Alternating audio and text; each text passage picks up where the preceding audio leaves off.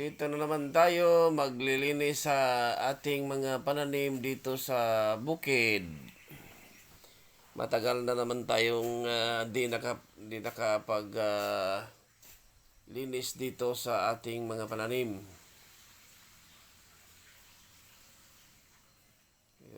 Makikita nyo mga kapwa magsaka, medyo malaki na yung ating tinanim na niyog.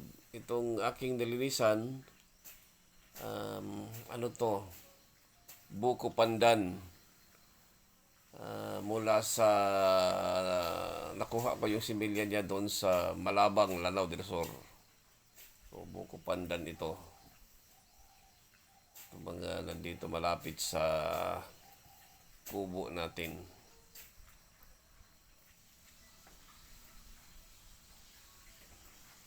So, mag-isa tayo ngayon dahil hindi tayo sinamahan ng aking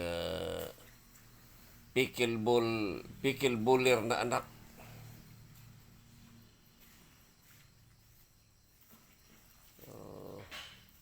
Enjoy lang tayo dito sa bukid.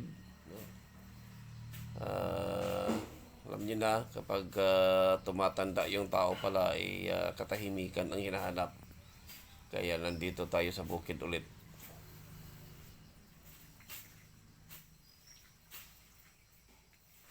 At nagtanim din tayo ng mga niyog dito. So, pero sa ngayon, lilinisan muna natin tong mga fruit-bearing trees na ating itinanim.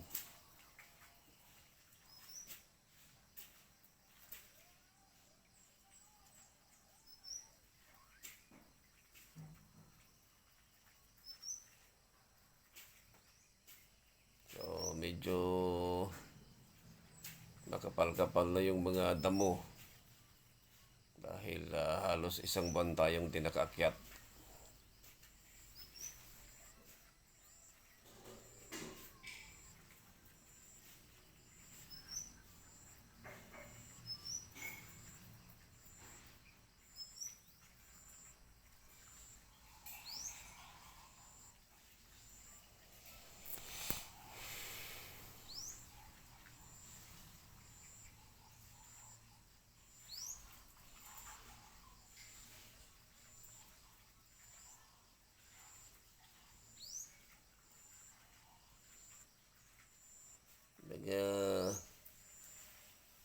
Mga kapwa magsasaka, kung sino o mga nanonood,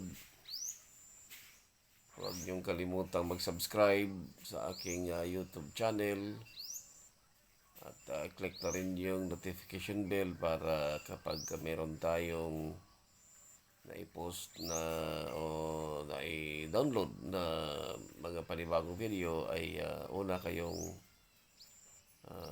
makakapanood. Yung mga mahihilig dyan sa farm, subscribe nyo yung aking YouTube channel. Dati, nung nag-umpisa tayo dito ay masukal ito. Walang kalatoy-latoy na area.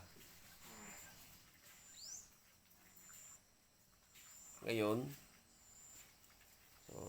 although di pa gaano kaganda dahil di natin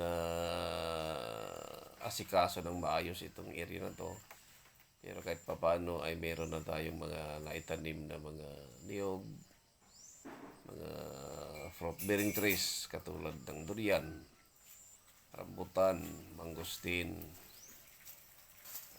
lansones, nangka, may kalamansi din dito at saka yung laurel. So, mainit. Alas 9 pa lang ng tanghali, pero sobrang mainit ng araw.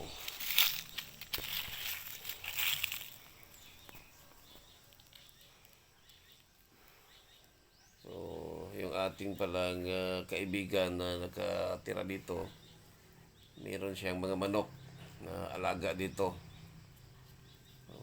Kaya lang wala siya dito ngayon kasi may pinuntahan. Pero nakikita ko dito may mga 5 manok yata yung gumagala-gala. So, medyo magandang tignan yung ating tubo kasi meron lang ding mga manok na gumagala sa paligid. How I wish, no, mga kamagsasaka na kapag tayo'y tumigil na sa pagtatrabaho, ay dito tayo manirahan sa tahimik na lugar.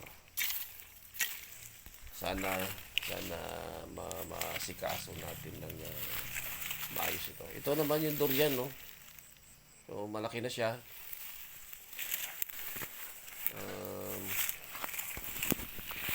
Galing Davao City na durian.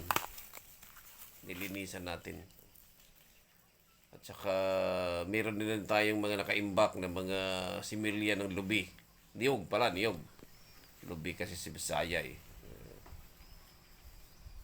So, 500 mahigit yung ating nabili na similya ng niyog. Meron dyan, ito. Meron din doon sa kabilang kubo. Doon natin pinatambay para pag tinanim, hindi na malayo yung pagkutan. So ito naman yung mga niyog na tinanim natin nung last time na umakyat tayo. Siguro nung April ata. Kala ko mamatay sila kasi hindi magandang similya yung nakuha natin. Pero dahil sunod-sunod yung ulan, kaya buhay na buhay silang lahat na tinanim natin nung last na umakyat tayo. Yan. Buhay na buhay sila.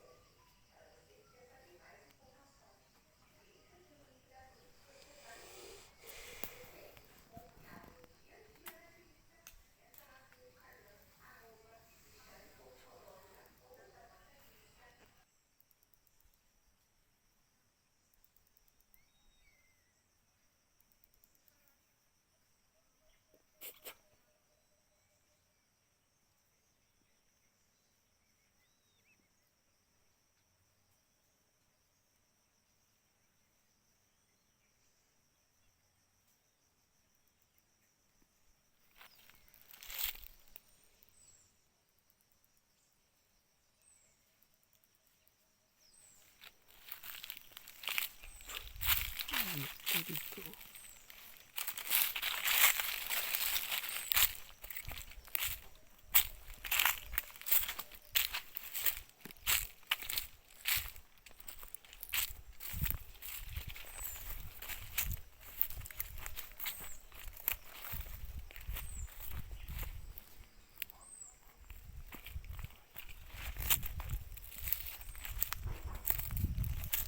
Antay ba? Buhi. Dami pang area dito na kailangan pang taniman.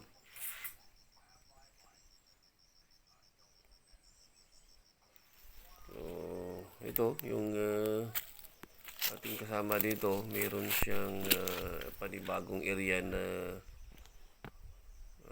tinaniman. Ito naman yung garden ng ating kaibigan.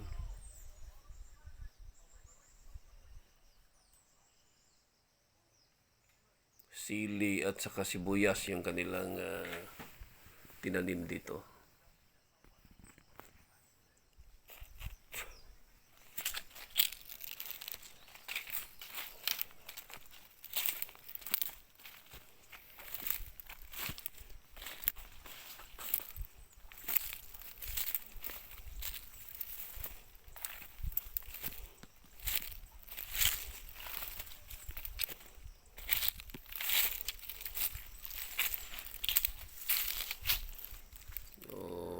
unti na namang kumakapal yung mga damo. So, kailangan tabasan ulit. Kaya lang pahirapan ang paghahanap ng mga magtatrabaho dito. Yung mga tao parang ayaw magkapera. So, yung ating mga similyan ng niyog, siguro 2 months from now, pwede nang itanim yung mga yan. 2 months. So, by August or September.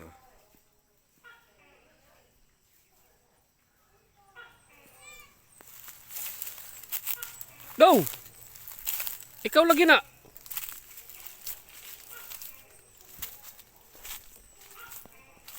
Ito yung lansones. Dali ka dong. Okay na siya.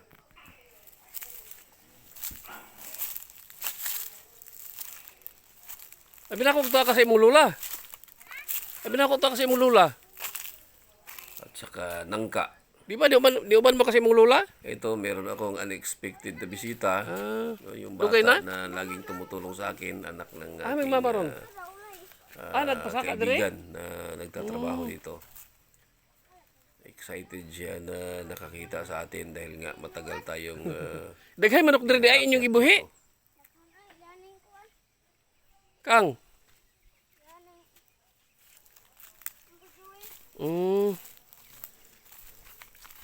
Nindot kayo. Daghan sig manok no? Lujud. Ha? Oo ba? Dara may maro sa ubos o. Ako nagkuha sa ubos no. Ako dalon dito sa kuan.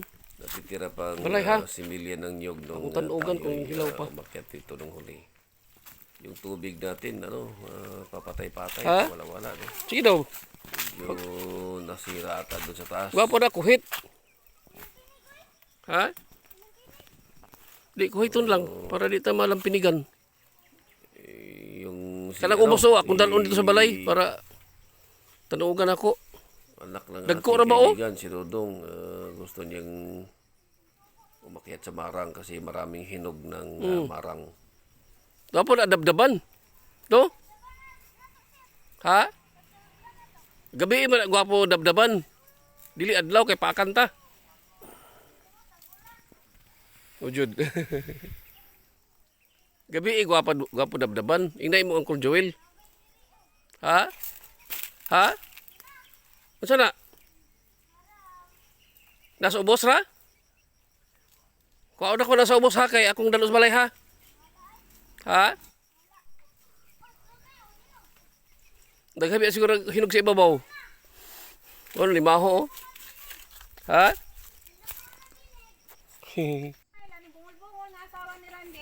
Ito naman yung misis ng ating kaibigan dito sa bukid at saka yung kanyang anak. Mag-garden din sila dito.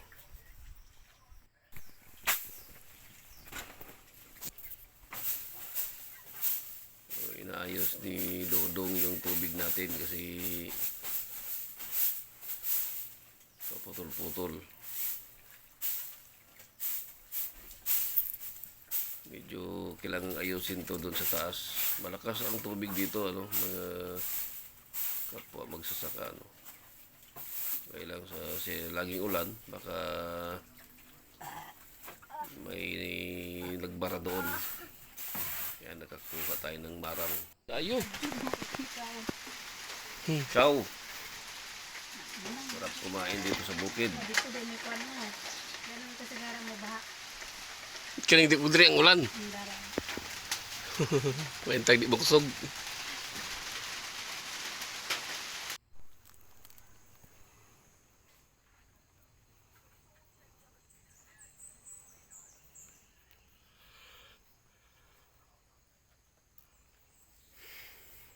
So, ito naman yung panibagong nilinisan, ng ating kaibigan dito. Yung sa kabila kasi, medyo malalaki na yung nyog na tinanim niya. So, lumipat siya dito.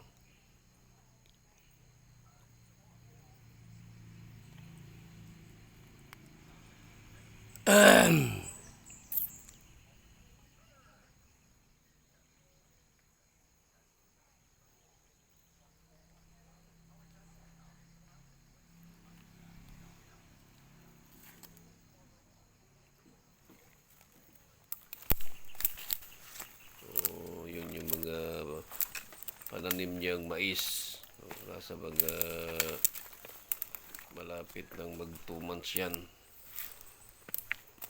Malawak-lawak din yung kanyang ano dito, nilinisan at nataniman ng mais. Saka, meron na ring mga niyog dyan na tinanim.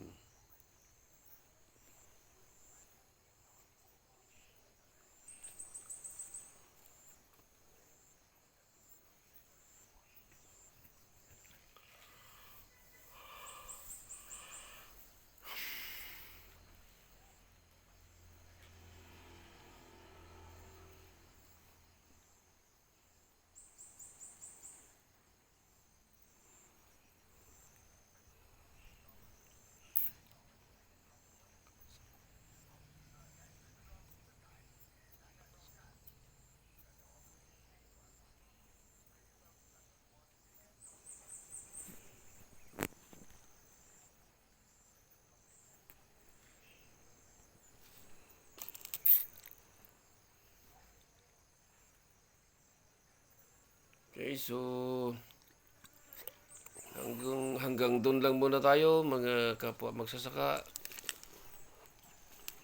Huwag kalimutang mag-subscribe. I-subscribe nyo ako. Yung mga mahilig dyan sa farm. Yung mga na-motivate. Maraming salamat. Hanggang sa muling pagkikita natin dito sa aking YouTube channel.